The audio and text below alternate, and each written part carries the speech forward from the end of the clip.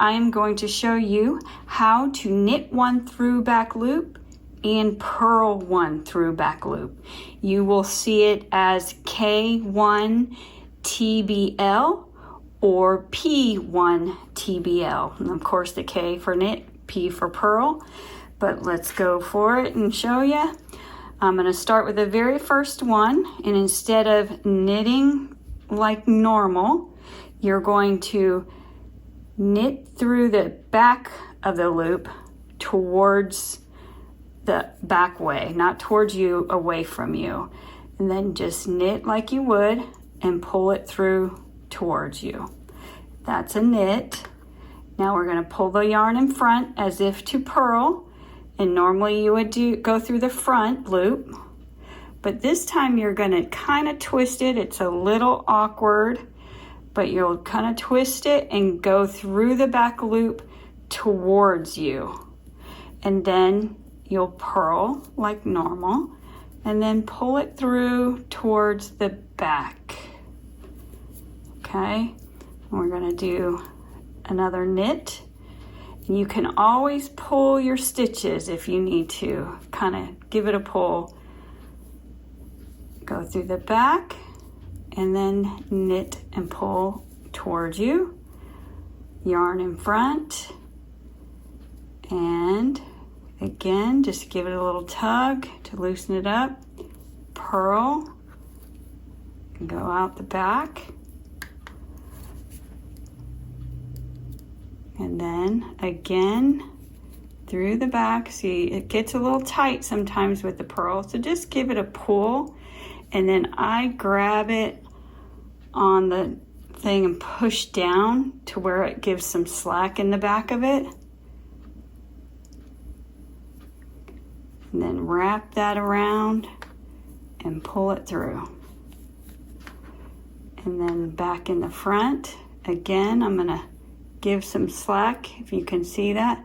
Then I hold it and then just reach around it and then purl it. Again, and then pretty soon you'll get used to it, but if you need to tighten or loosen those stitches up, just stick that needle through there and give it a pull so you can work it better. Pull it out, and see how I made just a hole that I could see and see what I'm doing. Pull it through the back. Again, see, I'm grabbing the other one, so I want to just make it to where I can get through there nice and easy. Pull it through, that's the knit. And then we'll do a purl.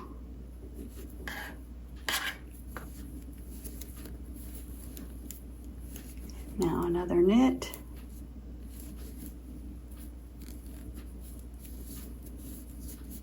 And another purl. And I'll just get to the end here so I can show you again what it looks like.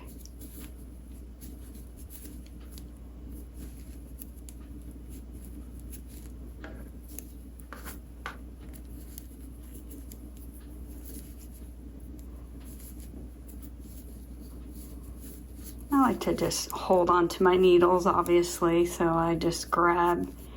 So if you can't see it exactly, I apologize, but I don't want it to fall out either. And we are getting to the end. And we've got one more knit through the back. And one more purl. There we go.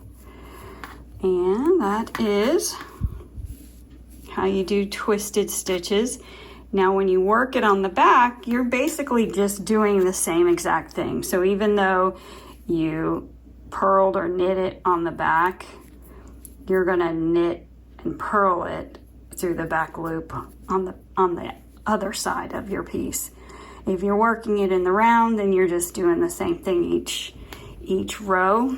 And normally each row would be done. I'll show you an example of why the purl comes in handy. So this is one of my hat patterns, and it is knit through the back all the way through and also purled through the back all the way through, because I made this one into a folded brim.